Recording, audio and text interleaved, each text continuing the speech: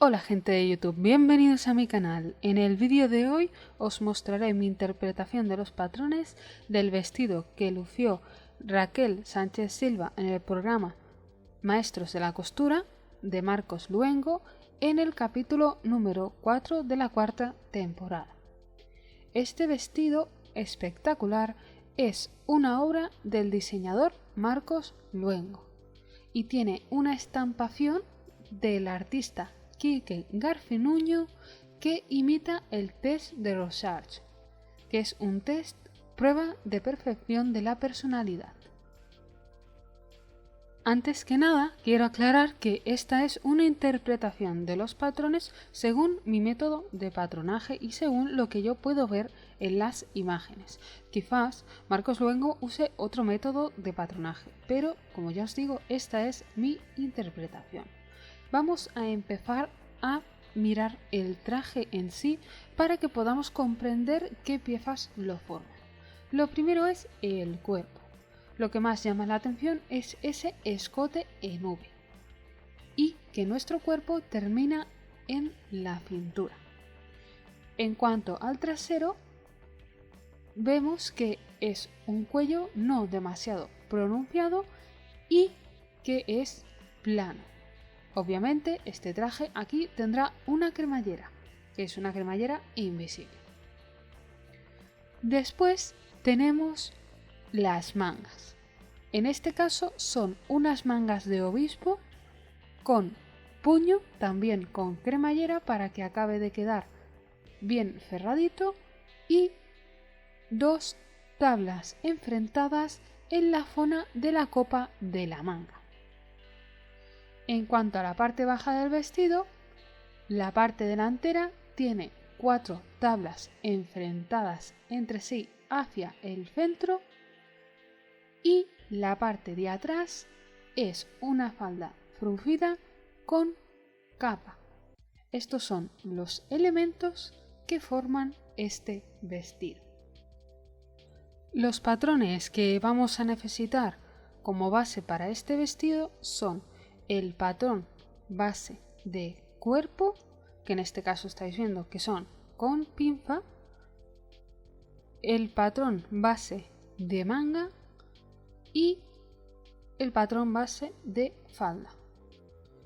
El patrón base de cuerpo, como veis, las pinzas están cerradas al igual que el de la manga, pero no en la falda, porque esto lo vamos a usar como referencia. Empecemos pues con la transformación del cuerpo. Como veis, yo aquí ya tengo las líneas marcadas para que me sea más fácil después poder trabajar con ello. Como os he comentado antes, lo que es la zona de la cintura hacia abajo no la vamos a trabajar para el cuerpo de este patrón, así que la podríamos eliminar directamente. Lo que sí que vamos a trabajar van a ser los anchos del hombro. Para ello vamos a entrar en el escote delantero y trasero la misma medida, un par de centímetros. Ya sabéis que este tipo de patrón, que es el base, va muy pegado al cuerpo, así que también vamos a bajar ese par de centímetros en la parte trasera, trazando así nuestro nuevo escote trasero. Y en la parte delantera lo que vamos a hacer va a ser ese escote en pico. Es bastante profundo, pero no llega hasta el final de la cintura, sino que queda más o menos a media altura entre la línea de pecho y la línea de cintura. Así que esos 2 centímetros que habíamos modificado en el escote los vamos a juntar con esta medida en forma de pico. Por lo tanto, nos quedan ya los 2 escotes hechos. Si os fijáis en la foto de referencia, podréis ver que el hombro queda un poco más largo de lo que sería la forma del hombro normal. Así que nosotros vamos a trasladar la medida normal que teníamos de hombro desde los puntos modificados de los escotes. También vamos a modificar la sisa sacando esta hacia abajo la misma distancia que hemos sacado el hombro, sea ser esos 2 o 3 centímetros. Una vez ya lo tenemos así, desde la cintura hacia afuera vamos a sacar esos 2 centímetros también para que nos quede un poco más cuadrado, y juntaremos así las líneas para no perder la forma. Si queréis, no hace falta que le saquéis 2 centímetros de recorrido a la sisa, pero yo os lo recomiendo. Esto es porque así después es mucho más fácil, además de que se ve que tiene una cierta holgura, que en esta parte del cuerpo no está totalmente pegado como nos quedaría con un patrón base. Una vez ya tenemos esta modificación hecha, vamos a tener en cuenta también que necesitaremos un poco de espacio extra, un par de centímetros, en la mitad del espacio de nuestro trasero. Esto va a ser para poner la cremallera. Normalmente en el patrón esto no se traza, pero yo quiero ponerlo para que seáis conscientes de que ahí vais a necesitar más tela. Obviamente esta cremallera va a ser más larga que lo que es el largo de la cadera para poder entrar bien en el vestido. Pero esto ya os lo enseñaré después cuando haga la transformación de la falda. Lo siguiente es la manga. Antes os he comentado que vamos a necesitar un patrón base, pero tenéis que tener en cuenta que hemos modificado la sisa, así que la copa de la manga nos va a variar. Yo he marcado una cruz en mi papel para que me ayude para poder hacer la transformación. Esta cruz irá la línea horizontal donde va la pinza y la otra será la mitad del papel para ayudarme a hacer de guía. Lo que voy a hacer va a ser, como habéis visto, cortar la manga por la mitad, separando delantero y trasero. Y ahora voy a trazar las líneas que equivaldrían a las tablas.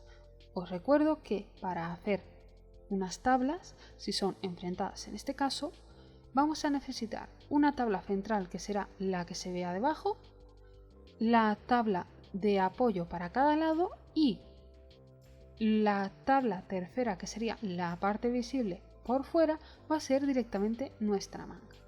Así que con esto hecho vamos a tomar la medida que nosotros queramos para la parte central, que serían 10 centímetros en mi caso, en el vuestro pues puede ser lo que vosotros queráis, 5 centímetros para cada lado de las otras tablas, y así nos quedaría esta ya repartida. Lo siguiente sería pegar nuestra manga ayudándonos de las líneas auxiliares en el lugar correcto. Os recuerdo que si queréis podéis alargar la línea de la pinza de la manga en el delantero para saber dónde tiene que ir y pegarla de forma correcta. Y una vez ya lo tenemos pegado, vamos a darle la forma de manga de obispo.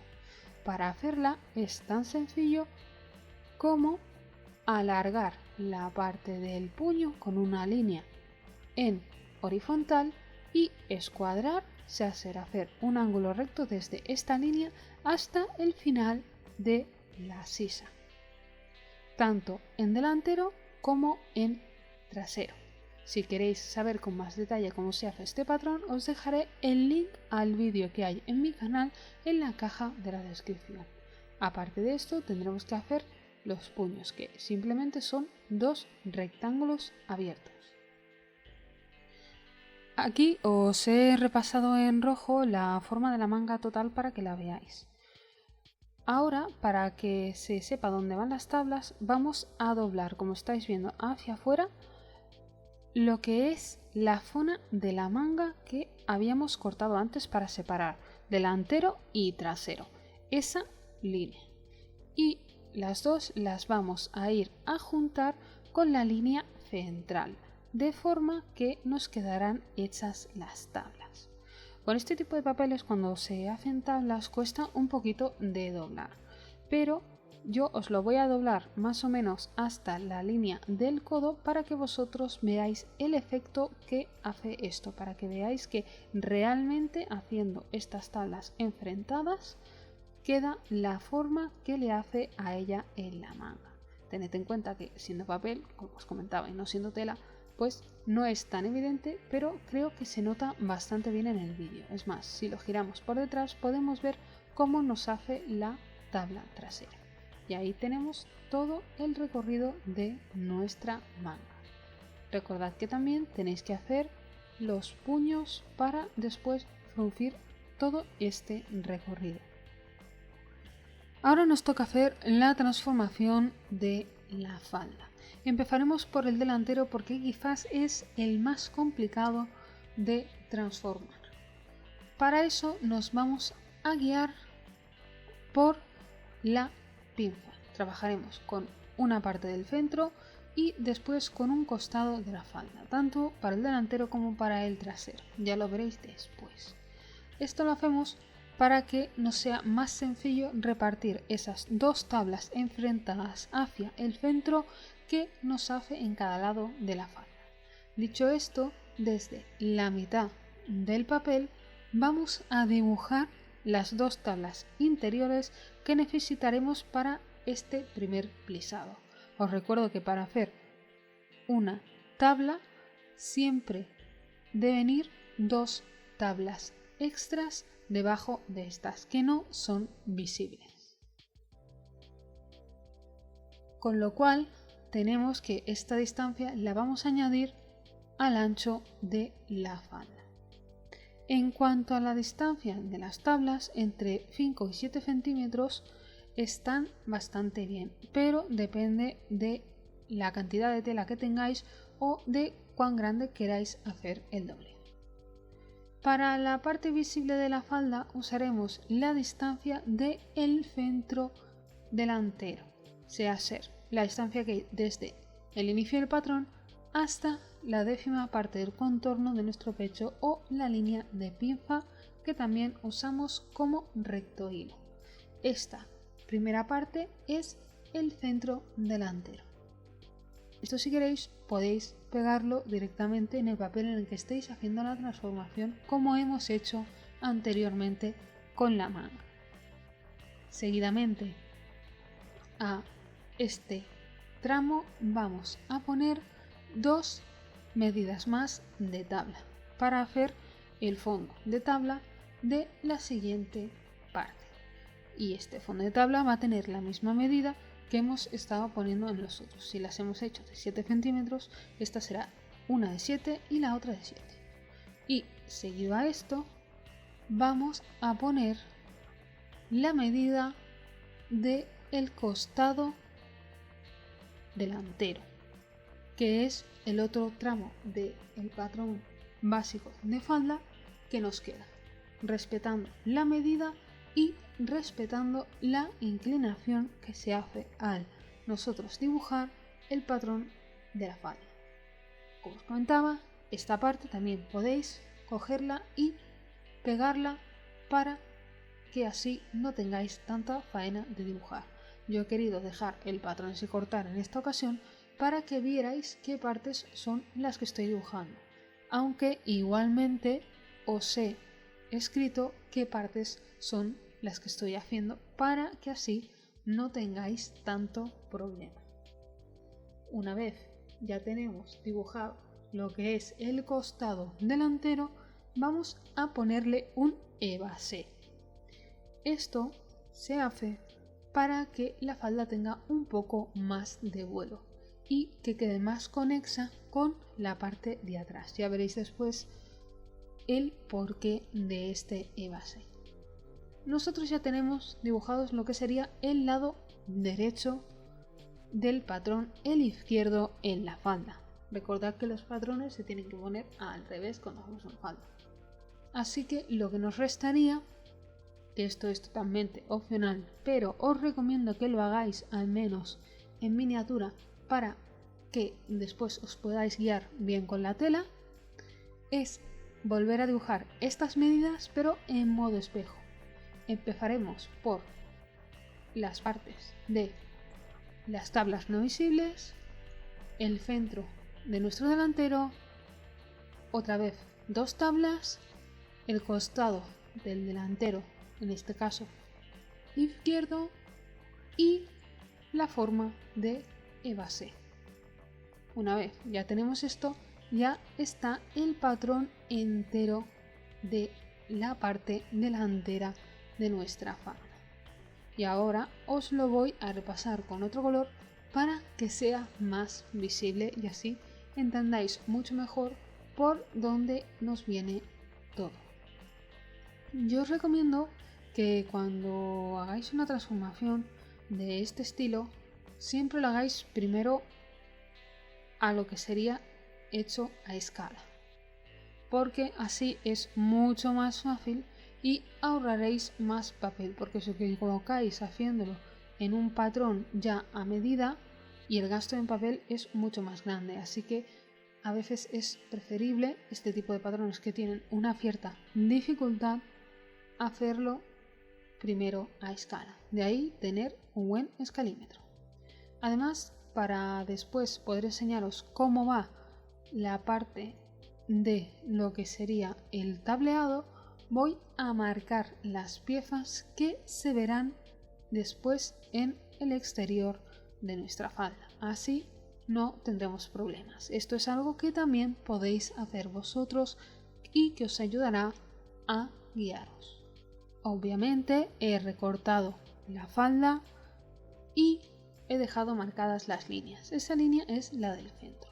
Pues para hacer las tablas tomaremos el centro o la pieza que sería el centro de nuestro delantero y lo doblaremos hacia la mitad del patrón. De igual forma doblaremos también el costado hacia la forma natural, haciendo así que nos quede vista lo que sería la mitad entera de la falda y las tablas nos quedan por detrás. Si yo ahora mismo por debajo abro con el dedo, veis que me hace la misma forma que hace el vestido al abrirse y andar, pero este efecto no lo veréis con la tela cortada, sino cuando vayáis a confeccionar después. Por último, vamos con el patrón trasero de la falda. Para esta ocasión vamos a guiarnos de esas medidas de lo que sería el centro y el costado de la falda y pondremos el papel en vertical, en el cual yo ya tengo marcado la línea de cintura, la de cadera y la del largo hasta el suelo, aunque aquí me haya descuadrado un poco. Lo primero que voy a hacer va a ser marcar la medida del centro de nuestro trasero y la voy a alargar, como estáis viendo, más allá del largo de nuestra falda. Ahora aplicaré desde esa medida la cuarta parte del contorno de la cadera que teníamos resultante en el patrón del trasero. Esta es una medida más o menos estándar que os puede ir bien para hacer este tipo de fruncidos que se ven pero no son excesivos, no tienen demasiada tela. Y seguido a esta línea vamos a aplicar la forma de lo que sería el costado trasero, o sea, de la pinza hacia la izquierda, respetando la inclinación que nos da nuestra cintura y además alargando, como estáis viendo, más allá de la línea lo que sería el largo de la falda. Esto es para poder hacer después la cola. Y como hemos hecho en el delantero, para darle aún un poco más de vuelo a esta falda, vamos a dibujarle el evasé y también lo vamos a alargar más allá de la línea del largo total. Desde esta línea hasta el bajo vamos a añadir lo que nosotros queramos de cola. Yo he calculado más o menos por la altura que tiene Raquel que la cola mide entre 50 y 60 centímetros. Esto pues dependiendo de vuestra altura va a cambiar, pero unos 50 centímetros debe estar bien. Así que vamos a hacer esta línea. Lógicamente, ahora vendría a hacer la forma de la cola, que la vamos a hacer desde la parte exterior de la falda hacia el centro pero haciendo una suave curva. Si la hacéis solamente con la línea, os va a quedar un pico en la parte de atrás. En este vestido se ve una cola de pato, una cola que es más redondita. Así que podéis ir probando a ver cómo os gusta más esa redondez o ese acabado. Esto es cuestión de ir probando. Si más o menos os queréis ir guiando por las líneas que hemos ido bajando, también lo podéis hacer. Esto es más que nada práctica. Si queréis, os podéis hacer una forma un poco más ovalada. Como ya os comentaba, pues depende mucho de cómo vosotros queráis terminarlo o incluso del tipo de tela que vayáis a usar para hacer este vestido. Contra más caída tenga la tela, mejor queda una forma redondeada. Y ahora os voy a repasar por dónde estaría mi forma. Yo en este caso pues voy a usar esta regla de dibujo para que me quede más redondito, pero ya veréis que al final pues la acabo modificando un poco. Esto pues ya cuestión de práctica y de ir mirando a ver cómo os gusta más la forma de esta falda. Yo creo que con esta poco de curva ya queda bastante bien, pero no os debéis olvidar de dibujar lo que sería la zona de la cremallera, que es ese añadido que le hemos puesto también al trasero, con lo cual esta falda lo suyo sería cortarla de 2 piezas, y también veréis que por el largo de falda y el ancho de la misma con el evasé os va a ser complicado encontrar telas en la que os quepa doble. Además, si a eso le sumáis que tenéis que poner una distancia para la cremallera, pues la cosa se complica hacerlo con una tela de un ancho normal de 150 centímetros. Y por fin ya tenemos aquí todas las piezas de este vestido. Obviamente faltan los puños, que ya os comenté que es simplemente 2 rectángulos. Aquí tenemos el delantero, que va a ir a doblez, con la modificación que hemos hecho tanto en escote como en el ancho, en la sisa y en el hombro. Lo mismo para nuestro trasero. Las modificaciones son las mismas, además de ese espacio extra para la cremallera. Lo que sí que tenéis que tener muy en cuenta es que tanto delantero como trasero tengan la misma medida de hombro.